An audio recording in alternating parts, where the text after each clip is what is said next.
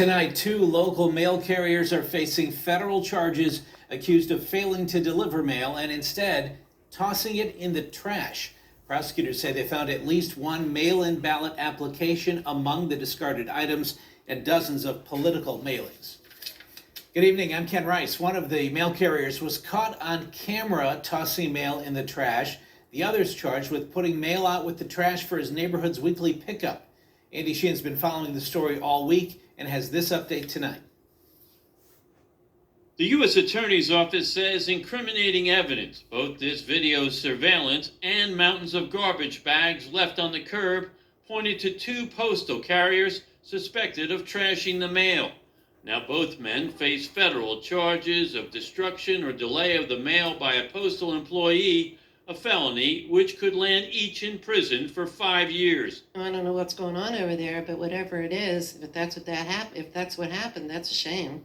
We first told you how special agents from the Postal Service Office of Inspector General descended on this house in Baldwin. It's owned by 48-year-old mail carrier Sean Troche, where they found 9 garbage bags filled with undelivered mail. According to the criminal complaint, quote, although Troche initially reported that only 1 of the single bags contained the mail, he ultimately acknowledged that all of the trash bags did and told investigators to take them. Troche told investigators that the mail had been intended for delivery on his route and acknowledged it was wrong to throw mail in the trash. Started finding mail in the recycle bin, and then the last couple drops we found in the trash can. In a second and separate case, a surveillance camera caught 29-year-old carrier James McLanigan, apparently dumping mail in the trash outside PERSAD LGBTQ+ health services in Lawrenceville. PERSAD operations coordinator Tony Kuhar recovered all of that mail. Now the feds say all of this mail and the mail recovered in Baldwin has now been delivered. Just didn't want to finish the route, it seems, because it was all addresses within a few blocks of here. Although there was only 1 ballot application found in the trash, U.S. Attorney Scott Brady says during this election, trust in the Postal Service is more important than ever, and that employees who violate that trust can expect, quote, quick, effective action against them. Reporting at the Northside Sorting Facility, Andy Sheehan, KDKA News. Here at home, a scandal at a post office on Long Island. A postal worker in Nassau County under investigation tonight after 60 huge bags of undelivered mail were removed from his home. How long has this been going on? And more importantly, why? Lots of people want answers this evening. Eyewitness News reporter Michelle Charlesworth is live at the scene in the hamlet of Belmore. Michelle? Well, a United States Postal Service official has confirmed to me that people in this area of Belmore had been complaining that their mail was being mishandled. He also says this is an active investigation, no arrests, no charges. What he did is terrible. But when you mail something, you think... I think it's going where it's supposed to go, and I always mail things. Neighbors in Belmore are horrified by the volume of bags they saw taken away, reportedly filled with mail that allegedly never was delivered. Supposed to mail it in the post office. Supposed to mail it to the customers. That's where it's supposed to go. It's not supposed to go in the shed. Neighbors also say from this second floor window, members of the fire department next door could see the man moving mysterious bags to a back shed. The Inspector General of the U.S. Postal Services confirms this is an active investigation, and people know this to be a sacred promise that in good faith, mail always gets delivered. The iconic unofficial motto comes to mind that neither snow nor rain nor heat nor gloom of night stays these couriers from their rounds. Hoarding mail?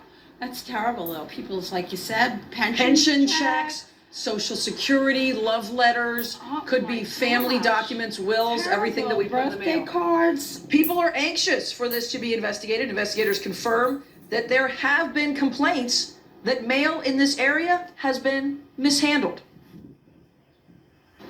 So mail was not getting where it needed to go, and people were anxious about that. They were reporting that if someone were to be convicted of destroying or delaying mail, If they were convicted of that, they could get a fine or up to 5 years in prison or both. And that is the official word. Of course, it is also the official word that there are no arrests at this hour, no charges. This is still a very active investigation. Rage after a postal worker was caught on camera dumping mail. Look at these images showing a mailman throwing mail into a popular dump site. 41 Action News reporter Charlie Keegan went to that site at 45th and Garfield and met with the man in charge of investigating dumping crimes. Well, let me give you a look here around 45th and Garfield. The city calls this one of its top 3 illegal dump sites, and you can see all sorts of trash here. But what we noticed this morning, as you look down the embankment, down the hill here, actually a couple of representatives from the USPS are here, and they're cleaning up some of the mail that the city found here. Now, I want to talk to Alan Ashers, who is the city's illegal dumping investigator and specialist, and tell us a little bit about how you discovered what appears to be mail being dumped here by a Postal Service employee. Sure. I was looking through our surveillance camera footage and noticed a mail vehicle sitting here, which is not unusual. A lot of people take their breaks here. But once he left, I found some mail that wasn't here when he pulled up. Just little white letters like you would see in your mailbox. Looked a little suspicious, so I came out here and I started taking a look around, and I found some letters and stuff like that. But then I started noticing a trail of flyers and other things lead me to the side of this hill here where there's just bundles and bundles of mail that were dumped down the side of this hill here. And now what's it like to see this morning, the USPS here actually cleaning some of it up? Well, it's fantastic. It could sat here for, until the city cleans this area up once a month on its own. You just can't afford to come out and clean it up every darn day, or we would be. Fantastic. Thank you so much, Alan. And Alan was telling me that he'll send out a court summons to the individual there who was on surveillance camera dumping this mail. And then I did speak with the USPS, and the spokesperson said that this is not consistent actions that represent the values of the Postal Service, and they are investigating these claims, and they could not comment any more until their investigation is complete. In Kansas City, I'm Charlie Keegan, 41 Action News. Federal prosecutors say a West Seneca postal worker could have interfered with the election by stealing absentee ballots and other mail. He's now charged with delay or destruction of mail. 7 Eyewitness News reporter Hannah Bueller shows us what led to the arrest and what authorities say they found in the man's car. It was 7:30 p.m. on election night when Customs and Border Protection officers say they stopped a U.S. postal worker near the Peace Bridge after getting off the 190 at the wrong exit. Customs and Border Protection officers did a sweep of his personal car. It was there investigators say they opened the trunk of Brandon Wilson's vehicle and found a postal carrier box with 3 absentee ballots sent to 2 Buffalo addresses from the Erie County Board of Elections, 106 political mailings, 220 first-class mailings, and 484 standard mailings. That's a total of 813 mail pieces that prosecutors say did not belong to Wilson. The first-class letter mailings were supposed to go to zip codes in the Buffalo-Cheektowaga border, with the majority going to 14215. In the criminal complaint, prosecutors say Wilson, who is from West Seneca, initially told officers the mailings were for him and his mother, but then said in September he estimated he placed mail from his delivery routes into his personal vehicle trunk on more than 4 occasions. Wilson said he intended to decrease the amount of mail in the trunk of his vehicle by placing a small amount into USPS missort containers in the morning before his shift began. But federal prosecutors say he hadn't placed any mail in the missort containers for 3 weeks. U.S. Attorney J.P. Kennedy says this office is committed not only to ensuring the integrity of the mails, but also individuals' right to vote in a free and fair election.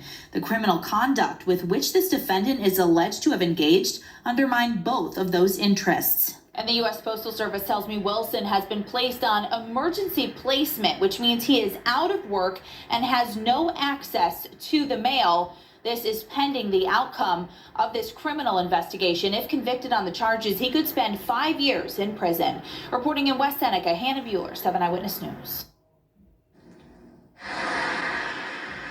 We started our day at this United States postal facility on Yanceyville Street in Greensboro, trying to catch postal employees collecting any absentee ballots they found. Yeah, I know they worked hard to try to get us all the ballots they could. Charlie Collicott, the director for the Guilford County Board of Elections, told me post office plant managers and district managers were checking every USPS post office and building.